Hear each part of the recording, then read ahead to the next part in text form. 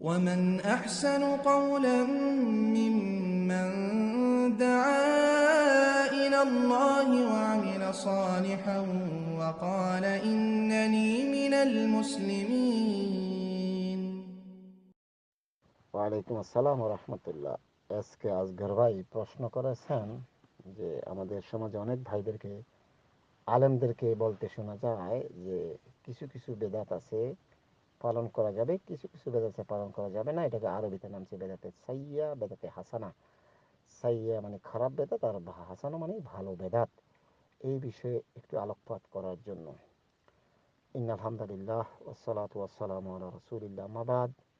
أعوذ بالله من الشيطان الرجيم بسم الله الرحمن الرحيم وقال تعالى لقد كان لكم في رسول الله أسوة حسنة وقال تعالى اتبعوا ما أنزل إليكم من ربكم ولا تتبعوا من دونه أولياء قليلا ما تذكرون وقال النبي الأمين صلى الله عليه وسلم من أحدث في حدثا فعليه محدثا فعليه لعنة الله والملائكة والناس أجمعين لا يقبل الله منكم صرفا ولا عدلا متفق عليه। আজগর ভাই যারা বলছে কিছু বেদাত মানা যাবে কিছু বেদাত ছাড়া যাবে, তাদের এক হিসাবে কথা ঠিক আছে। কেন ঠিক আছে? আগে আমাকে বেদাতের সংজ্ঞা জানতে হবে, বেদাত কি।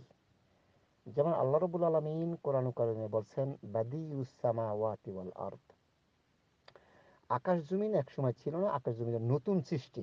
তাহলে গতানুগতিকভাবে নতুন যত কিছু আবির্ভাব, মনে করেন আপনার কাছে আপনার বাড়ি ছিল না, আপনি যখন বাড়ি করছেন তখন কি বলেন, ভাই বাড়ি তো ছিল, নতুন বাড়ি করছি। নতুন মানে আরবিতে হলো বিদআত। আল্লাহ বলছে বাদিউস সামাওয়াতি ওয়াল আরদ, আকাশ জমিন আগে ছিল না, এটা নতুন সৃষ্টি করা হয়েছে। তো আপনার বাড়ি ছিল না, এটা নতুন করছেন, এটা হলো বিদআত। বিদআত মানে নব আবিষ্কার। কিন্তু আমাদের লেখাপড়ার যোগ্যতা এতই কম, কিন্তু সেই লোকগুলোর আবার আমরা না বোঝার কারণে অনেকে এর ইমামতির দায়িত্ব দিই। তো ইমামতির দায়িত্ব দিয়ে উনি মিম্বরে বসে যা বলে আমরা আবার অজ্ঞ লোক জি ইয়েস ইয়েস ঠিক আছে আর মানা শুরু করি। মনে রাখতে হবে এবাদতের সাথে যেটা সম্পৃক্ত, মনে রাখতে হবে এবাদত হয়েছে তাওকিফি, অর্থ আল্লাহ প্রদত্ত রসুল সাল্লাল্লাহু আলাইহি ওয়াসাল্লামের প্রদর্শিত দিনে যেটা শরীয়তে যেটা রেখে গেছে এটাকে বলা হয়, যেটা সওয়াবের আশায় করা হয় সেটাকে বলে ইবাদত। আর যেটা সওয়াবের আশায় করা হয় সেটা ইবাদত, সেটা হচ্ছে তাওকিফি, ফিক্সড। আল্লাহ প্রদত্ত রসুল সাল্লাল্লাহু আলাইহি ওয়াসাল্লাম প্রদর্শিত, এটা ফিক্সড নির্ধারিত করে দেওয়া হয়েছে। কিন্তু আদাত অর্থ ইস্তেহাদি মুআমালাত যেটাকে বলা হয়, আদাত মানে নিজস্ব চলার ক্ষেত্রে, মুআমালাত মানে দুনিয়ার চলার ক্ষেত্রে যেটাকে বলে ইস্তেহাদি, সেটা আপনি গবেষণা দিন, সেটা আপনি পরিচিতি সাপেক্ষে শরীয়তের সাথে বড় ধরনের কন্ট্রাডিকশন না দেখা দিলে আপনি ভালো মন্দ করতে পারবেন। আপনাকে একটু বোঝানোর জন্য বলছি, সেটা আপনার মারফতে মানুষকে যদি আল্লাহ যাকে হেদায়েত সে বুঝবে, আর হেদায়েত না কে বুঝবে না। সাপোজ আপনি মনে করেন মসজিদ, রাসূলের জমানায় মসজিদ ছিল, এটা 100%। খেজুর পাতার ছিল। তো এখন যে আমার মসজিদটা আপনার মসজিদটা যে এখন 5 তলা বিল্ডিং, টাইলস, এসি, এখন প্রশ্ন রসুলের জন্য কি এসি ছিল? টাইলস ছিল? উত্তর আসবে না। ফ্যান ছিল? উত্তর আসবে না। কিছু নাই। তাইলে এটা কি? এটা হচ্ছে মসজিদটা হচ্ছে এবাদত না, মসজিদটা হচ্ছে এবাদতের জন্য। সুতরাং এবাদতের জন্য পরিস্থিতি সাপেক্ষে আপনি উন্নত করতে পারেন, সমস্যা নাই। কিন্তু রাসূল আকরাম সাল্লাল্লাহু আলাইহি ওয়াসাল্লাম মসজিদে ঢুকে 2 রাকাত দুখলিল মসজিদ নামাজ পড়ছেন। বলছেন কেউ যদি ইজা দাখালা আহাদাকুমুল মসজিদ ফালা ইউজলিস হাত্তা সাল্লা রাকাতাইন, কেউ যদি মসজিদে ঢুকে সে 2 রাকাত নামাজ পড়ে, না পড়ে, না বসে। এরপর রাসূল সাল্লাল্লাহু আলাইহি ওয়াসাল্লাম দেখেন, রাসূল সাল্লাল্লাহু আলাইহি ওয়াসাল্লাম উমরা গেছেন বা হজে গেছেন, কি দিয়ে গেছেন? ঘোড়ায় গেছেন, গাধায় গেছেন। কিন্তু উমরার এহরাম বেঁধে যে দোয়া করছেন, দোয়াটা হচ্ছে এবাদত। গাদা হচ্ছে বাহন, এটা উমরার কাজের সহযোগিতা। গাদার বিনিময় পরিবর্তে, ওটের পরিবর্তে এখন হয়েছে কি? বিমান হয়েছে, রকেট হয়েছে, বাস হয়েছে, মাইক্রোবাস হয়েছে, মোটর সাইকেল হয়েছে, বাইসাইকেল হয়েছে।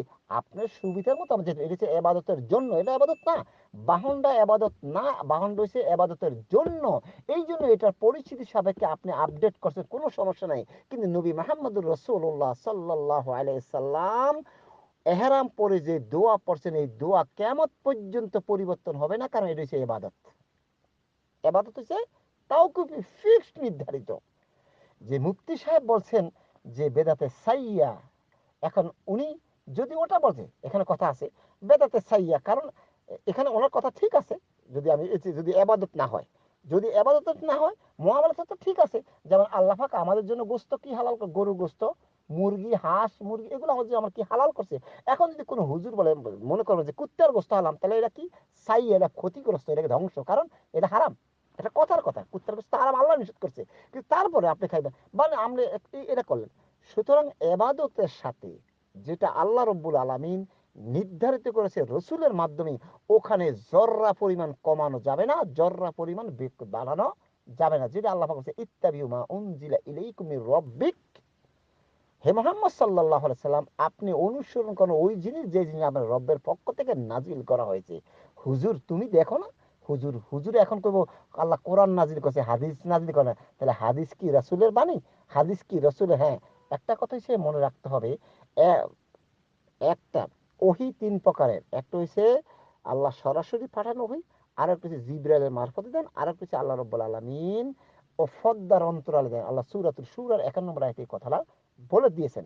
তাই রাসূল সাল্লাল্লাহু আলাইহি ওয়াসাল্লাম যা বলছে এটা কি ওহী, আও মিন ওয়ারাই হিজাব আও ইরসিল রাসূলাহু ফায়ুনহাদি বিমা ইয়াশা।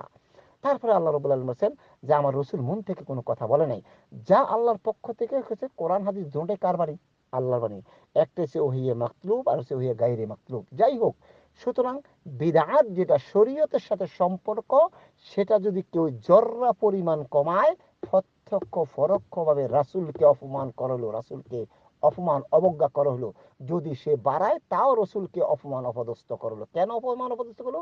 রাসূল সাল্লাল্লাহু আলাইহি ওয়াসাল্লাম একটা ইসলামের মধ্যে একটা সীমা রেখা দিয়ে গেছে। এই সীমা রেখার অতিরিক্ত আপনি হুজুর মানুষ বেশি বুঝিয়ে বেশি সওয়াবের আশা করলেন, তাহলে কি বুঝেছেন? প্রত্যক্ষ পরোক্ষভাবে বুঝছেন রাসূল সাল্লাল্লাহু আলাইহি ওয়াসাল্লাম কম বুঝেছেন। আউযুবিল্লাহি মিন যালিক। সহিহ বুখারী একটা হাদিস সকলেরই জানা আছে। তিন সাহাবী আয়েশা উম্মাহাতুল মুমিনিন আয়েশা সিদ্দিকা রাদিয়াল্লাহু তাআলা আনহাকে জিজ্ঞাসা করলো রাসূলের রাতের ইবাদত কিরকম ছিল, রাসূলের রাতে রাসূলের নফল সিয়ামের অবস্থা কিরকম ছিল, রাস্তিদের রাসূল সাল্লাল্লাহু আলাইহি ওয়াসাল্লাম বিবি বাচ্চাদের সাথে মুআমালাতের অবস্থা কিরকম ছিল। উম্মাহাতুল মুমিনিন বলল রাসূল সাল্লাল্লাহু আলাইহি ওয়াসাল্লাম নফল নামাজ, রাত্রে নফল, রাতে তাহাজ্জুদ নামাজ পড়েছেন, ঘুমাইছেন, নফল সিয়াম রেখেছেন, সিয়াম ভেঙেছেন, বিবি বাচ্চার সাথে স্ত্রীদের সাথে মুআমালাত করেছেন। সাহাবীরা বলে, তিনজন বলে, না না না, এটা আমাদের জন্য প্রযোজ্য নয়, কারণ রসুল, এটা রসুলের জন্য খাস, আমাদের জন্য প্রযোজ্য নয়। তখন রসুল সাল্লাল্লাহু আলাইহি ওয়াসাল্লাম এই কথা, সাহাবীদের কথা শুনে বলে, তোমরা কি এই কথা বলেছো? বুখারী হাদিসের লাস্টে বলছে ফামান রাগিবা আন সুন্নতি ফালাইসা মিন্নি। শুনে রাখো সাহাবীরা, আমার চেয়ে বেশি তোমরা আল্লাহকে ভয় করো না, আমার চেয়ে বেশি তোমরা পরেজগার নয়, সুতরাং আমি যা বলছি তাই করতে হবে। অথবা আমার আমার রেখে যাওয়া শরীয়তকে যে মুখ ফিরে নিল, সে আমার দলভুক্ত নয়। ইন্না লিল্লাহি ওয়া ইন্না ইলাইহি রাজিউন। সাহাবীদের যুগে নবীর অবস্থা উপস্থিতি কথা বলেছেন। সুতরাং রাসূল সাল্লাল্লাহু আলাইহি ওয়াসাল্লাম ইবাদতের মধ্যে যেটা রেখে গেছেন, সেটা কম করা বেশি করা সমীচে কুল্লু বেদাদা অকুল্লু দলালা অকুল্লু দলালাতিন ফিন্নার। সমস্ত বেদাত, সমস্ত নবাবিশ করেছে গুমরাহি, আর গুমরাহি অপর নাম হচ্ছে গুমরাহি নাম হচ্ছে পথভ্রষ্ট, পথভ্রষ্ট অপর নাম হচ্ছে জাহান্নাম। সুতরাং বাঁচার কোনো রাস্তা থাকবে না। মনে রাখবেন, বিদাত করলে রসুলকে অপমান করা হয়, মনে রাখবেন শিরিক করলে আল্লাহকে অপমান করা হয়। বিদাত করে রসুলকে অপমান করা হয়, রসুলকে হেয় প্রতিপন্ন করা হয়, রসুল সাল্লাল্লাহু আলাইহি ওয়াসাল্লামকে ছোট করা হয়। শিরিক করলে আল্লাহকে হেয় প্রতিপন্ন করা হয়, শিরিক করলে আল্লাহকে অপমান করা হয়, শিরিককে আল্লাহকে হেয় প্রতিপন্ন করা হয়। বাঁচার রাস্তা থাকবে না। ও মুফতি সাহেব, ও মুহাদ্দিস সাহেব, ইবাদতের ক্ষেত্রে 19-20 করতে পারবেন না। যদি ইবাদতের ক্ষেত্রে 19-20 করেন, আপনার জন্য অপেক্ষা করছে জাহান্নামের ভয়াবহ পরিণতি।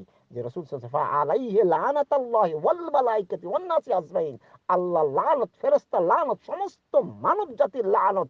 এরপর রাসূল সাল্লাল্লাহু আলাইহি ওয়াসাল্লাম লা ইয়াকবালুল্লাহু মিনকুম সারাফান ওয়ালা আদালা, আল্লাহ লানত দিবেনই, তার কোনো ইবাদতই কবুল করতে পারবে না।